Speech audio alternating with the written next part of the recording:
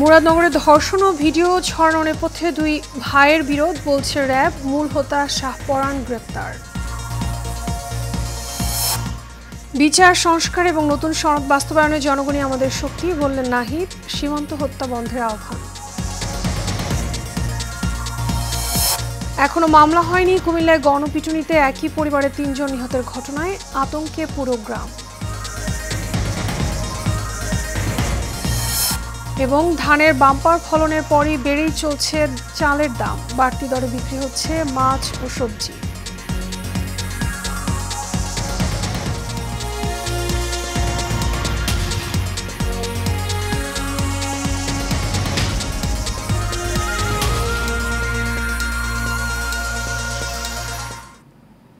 স্বাগত এশিয়া নিউজে, আপনাদের সঙ্গে আছি আমি মিতা মৌসুমী। শুনছেন বিআরবি কেবল ইন্ডাস্ট্রিজ লিমিটেড সংবাদ শিরোনাম। এবারে চলে যাব বিস্তারিত সংবাদে। কুমিল্লার মুরাদনগরে সংখ্যালঘু নারীকে ধর্ষণকাণ্ড এবং বিবস্ত্র করে নির্যাতনের ঘটনার মূল হোতা শাহপরানকে গ্রেপ্তার করেছে র্যাব। দুপুরে রাজধানীর কাওয়ান বাজারে র্যাবের মিডিয়া সেন্টারে এক সংবাদ সম্মেলনে এ তথ্য জানান র্যাব 11 অধিনায়ক lieutenant colonel HM Sajjad Hossain. Sheikh সোহাগের রিপোর্ট। কুমিল্লার মুরাদনগরে এক হিন্দু নারী ধর্ষণের ঘটনায় দেশজুড়ে চাঞ্চল্য সৃষ্টি হয়।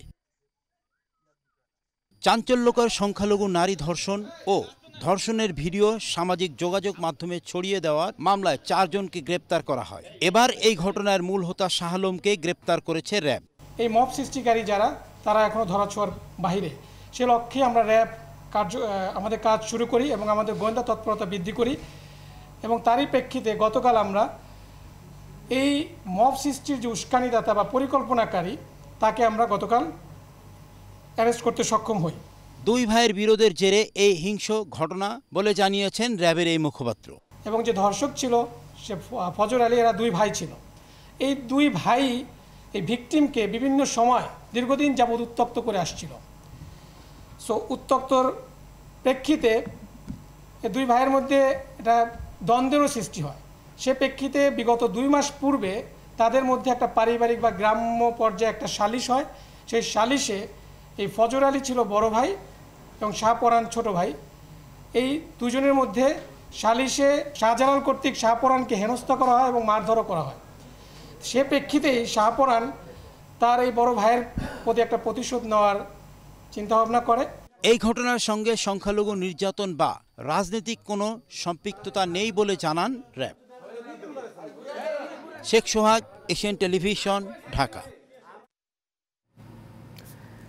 যে কোনো মূল্যে সীমান্তে হত্যা বন্ধ করতে হবে বলে জানিয়েছেন জাতীয় নাগরিক পার্টির আহ্বায়ক নাহিদ ইসলাম।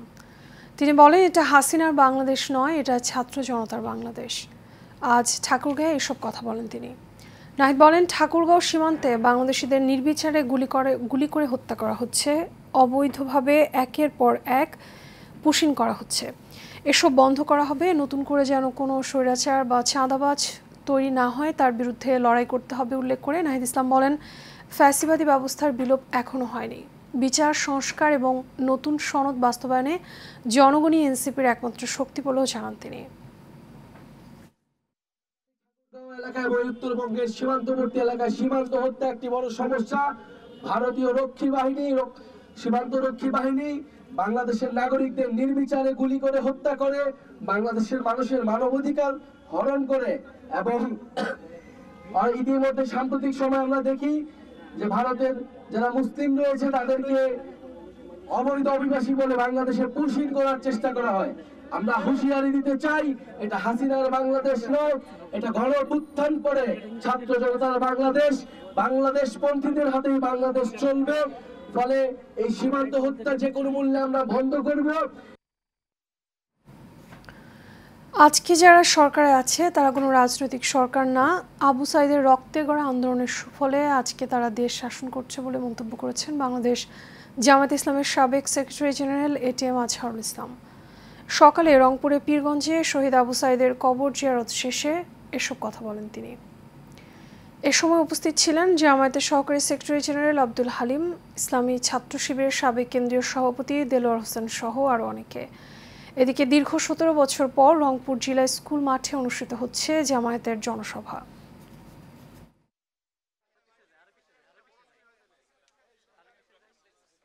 আজকে সরকার কিন্তু কারা, সরকার তো কোনো রাজনৈতিক সরকার না, আবু সাঈদের রক্তের গলা আন্দোলনের সুফল যেটা, তারাই আজকে দেশ শাসন করতেছে। অর্থাৎ তাদের দায়িত্ব সবচেয়ে বেশি, যাতে করে তারা সরকারিভাবে যারা আবু সাঈদ সহ হাজার হাজার আমাদের এই আন্দোলনের শহীদ হয়ে দেশকে মুক্ত করেছেন তাদের সবার পাশে দাঁড়ানো। গাজীপুরের টঙ্গীর এরশাদনগরে জুলাই আন্দোলনের শহীদ কিশোরী নাফিসা হোসেন মারওয়ার পরিবারের সঙ্গে সাক্ষাৎ করেছেন মহিলা এবং শিশু বিষয়ক মন্ত্রণালয়ের উপদেষ্টা শারমিন মুর্শিদ। দুপুর ৩টায় আকস্মিক সফরের অংশ হিসেবে তিনি এই সাক্ষাৎ করেন।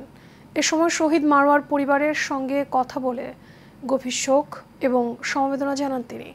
শারমিন মুর্শিদ বলেন, নাফিসার আত্মত্যাগ যেন বৃথা না যায় এ বিষয়ে সরকার প্রয়োজনীয় উদ্যোগ নেবে। গত ৫ আগস্ট সাভারে বৈষম্য বিরোধী আন্দোলনের সময় পুলিশের গুলিতে নিহত হন দ্বাদশ শ্রেণীর শিক্ষার্থী নাফিসা মারওয়া। জেনে থাকবে আমি নিজেও মাঠে ছিলাম, রাস্তায় ছিলাম, কিন্তু কথাটা সেটা না, আমি কাছ থেকে দেখেছি। এই যে একটা বছর হলো আমরা দায়িত্ব নিয়েছি, দায়িত্ব নিয়ে এতদিনের মধ্যে এদের কাছে ছুটে আসতেও পারিনি। ঠিকানাগুলো খোঁজা, ওদের সাথে কি করে আমরা, কিন্তু আমাদের মন্ত্রণালয় থেকে, আমাদের রাষ্ট্রের জায়গা থেকে, জুলাই ফাউন্ডেশন থেকে, প্রত্যেকটা জায়গা থেকে কিন্তু ওদের সাথে যোগাযোগ হয়েছে। কুমিল্লার মুরাদনগরের করইবাড়ি গ্রামে গণপিটুনিতে একই পরিবারের ৩ জন নিহতের ২৪ ঘন্টা পেরিয়ে গেলেও মামলা হয়নি, আটক করা হয়নি কাউকে। তবে পুলিশ জানিয়েছে সেনাবাহিনী সহ যৌথ অভিযান চলছে এবং অভিযুক্তদের গ্রেপ্তারের চেষ্টা অব্যাহত রয়েছে। এর আগে বৃহস্পতিবার সকালে উপজেলার বাংলাবাজার থানার করইবাড়ি গ্রামে মা সহ 2 ছেলে মেয়েকে গণপিটুনি দিয়ে হত্যা করা হয়। পুলিশ এবং স্থানীয়রা জানায়, নিহত রুবি এবং তার পরিবার দীর্ঘদিন ধরে এলাকায় মাদক ব্যবসা, সুদের কারবার, সন্ত্রাস সহ নানা অপরাধে জড়িত ছিল। তাদের বিরুদ্ধে বিভিন্ন থানায় মাদক, ডাকাতি এবং সন্ত্রাসের একাধিক মামলাও রয়েছে। সম্প্রতি একটি মোবাইল চুরির ঘটনাকে কেন্দ্র করে বৃহস্পতিবার সকালে দেশীয় অস্ত্রশস্ত্র নিয়ে স্থানীয়রা রুবির বাড়িতে হামলা চালায় এবং বেধড়ক পিটিয়ে এবং কুপিয়ে 3 জনকে হত্যা করে। ঘটনার পর করইবাড়ি গ্রামে চরম আতঙ্ক বিরাজ করছে। অনেকে এলাকা ছেড়ে চলে গেছেন অন্যত্র। সব ধরনের সবজির দাম কিছুটা বৃদ্ধি পেয়েছে। বেগুন, টমেটো এবং শসার মূল্য সপ্তাহের ব্যবধানে বেড়েছে 20 থেকে 30 টাকা। চালের বাজার মারাত্মক অস্থির হয়ে উঠছে। কেজি প্রতি মোটা চিকন সব চালেই বেড়েছে 6 থেকে 7 টাকা। এতে ভোক্তা পর্যায়ে অসন্তোষ দেখা দিয়েছে। বিস্তারিত ওয়ালিদ সিদ্দিকের রিপোর্টে। ভরা মৌসুমেও বাজারে সব ধরনের চালের দাম বেড়েছে। এ নিয়ে সাধারণ ব্যবসায়ীরা বলছেন, একটি চক্র কারসাজি করে বাড়াচ্ছে চালের দাম। 3-4 দিন থেকে দামটা বাড়তে বাড়তে এখন 78 টাকা হয়ে গেছে। দেখা যায় পার বস্তা আমার 350 টাকা বেশি। সব ধরনের সবজির দামে ঊর্ধ্বগতি লক্ষ্য করা গেছে। বিশেষ করে বেগুন ও টমেটোর মূল্য বেড়েছে অস্বাভাবিকভাবে। সব সবজি 10 টাকা, 20 টাকা, 30 টাকা দাম বাড়ছে। কথা বুঝছেন, যেমন আজকে কাঁচামরিচ আপনার 1 কেজিতে 20 টাকা বেড়ে গেছে। টমেটো ইন্ডিয়ানটা 140-150 টাকা। বেগুন হইলো 80 টাকা কেজি, 100 টাকা কেজি। লাম্বাটা 80, গোলটা 100, করলা 80 টাকা। আবার কিছু কিছু যেমন টমেটো, এটা তো এখন সিজন ছাড়া, বুঝছেন, এটার দামটা একটু বেশি, সবজির দামটা একটু বেশি। মাছে ভাতে বাঙালি হলেও সেই মাছ কেনার সামর্থ্য নেই নিম্ন আয়ের মানুষের। রুই ও কাতল মাছ সহ সব ধরনের মাছের দামই কিছুটা বেড়েছে। ইলিশ মাছের দাম সাধারণ মানুষের নাগালের বাইরে। প্রতি কেজি ইলিশের দাম বাজার ভেদে 2400 থেকে 2800 টাকা। 1 কেজি ওজনের মাছ 2500 টাকা কেজি। হ্যাঁ, 1 কেজি ওজনের। আর 1 কেজির উপরে হইলে আপনি 2800, 2700, 3000 উপরে আছে 1.5 কেজি হইলে। ইলিশ মাছ আমার মনে হয় এটা বাংলাদেশ থেকে বিলুপ্ত হয়ে যায় কিনা এটাই প্রশ্ন, কারণ 2800 টাকা ইলিশ মাছের কেজি হাঁকে, তো বুঝতেই পারছেন এর কি অবস্থা।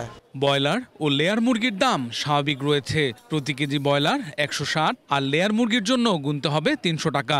মুরগি গত সপ্তাহে এই সপ্তাহে একটু বেশি, ব্রয়লার 160 টাকা কেজি চলতেছে আজকে, সোনালি চলতেছে আপনার 300 টাকা, আর দেশি চলতেছে 500-550 টাকা।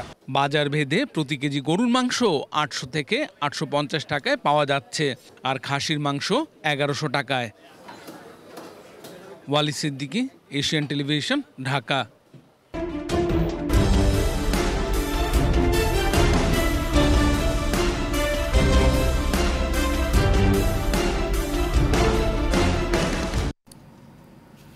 পাবনার সাঁথিয়া উপজেলায় বাস এবং পাথর বোঝাই ট্রাকের সংঘর্ষে 3 জনের মৃত্যু হয়েছে। এই ঘটনায় আহত হয়েছে আরও 10 জন। ভোর 5:30টার দিকে পাবনা ঢাকা মহাসড়কের পূর্ব বনগ্রাম এলাকায় এই ঘটনা ঘটে। পুলিশ জানায়, পাবনা এক্সপ্রেস নামের যাত্রীবাহী একটি বাস ভোর 5:30টার দিকে পাবনা ঢাকা মহাসড়কের পূর্ব বনগ্রাম এলাকায় পৌঁছালে বিপরীত দিক থেকে আসা পাথর বোঝাই ট্রাকের সাথে সংঘর্ষের ঘটনা ঘটে। এতে ঘটনাস্থলে 3 জনের মৃত্যু হয়, আহত হয় অন্তত 10 জন। নিহতদের মধ্যে 2 জনের পরিচয় পাওয়া গেছে।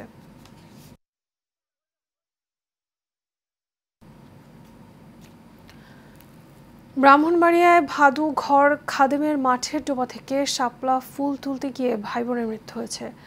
সকালে পৌর শহরের ভাদুঘর খাদেমের মাঠের ডোবা থেকে তাদের মরদেহ উদ্ধার করা হয়। মৃত হোসাইন এবং জিন্নাত একই এলাকার বাসিন্দা আক্কাস মিয়ার সন্তান। পরিবারের সদস্যরা জানান, বৃহস্পতিবার দুপুরে শাপলা ফুল তোলার কথা বলে তারা বাড়ি থেকে বের হয়। সন্ধ্যা হয়ে গেল, তারা বাড়িতে ফেরেনি। সকালে বাড়ির পাশে ডোবাতে 2 জনের মৃতদেহ ভেসে উঠতে দেখা যায়। পরে স্থানীয় তাদের লাশ তুলে বাড়িতে নিয়ে আসেন। এ বিষয়ে মডেল থানার ভারপ্রাপ্ত কর্মকর্তা মোহাম্মদ মোজাফফর হোসেন বিষয়টি নিশ্চিত করেছেন।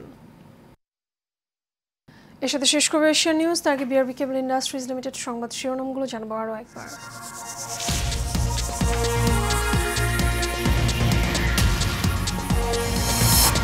মুরাদনগরে ধর্ষণ ও ভিডিও ছড়ানোর নেপথ্যে 2 ভাইয়ের বিরোধ, বলছে র‍্যাব। মূল হোতা শাহপরান গ্রেপ্তার।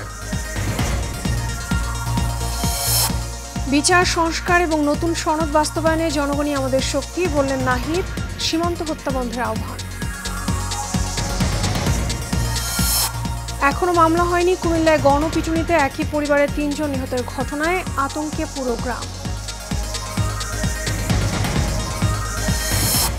এবং ধানের বাম্পার ফলনের পরও বেড়েই চলছে চালের দাম, বাড়তি দরে বিক্রি হচ্ছে মাছ ও সবজি।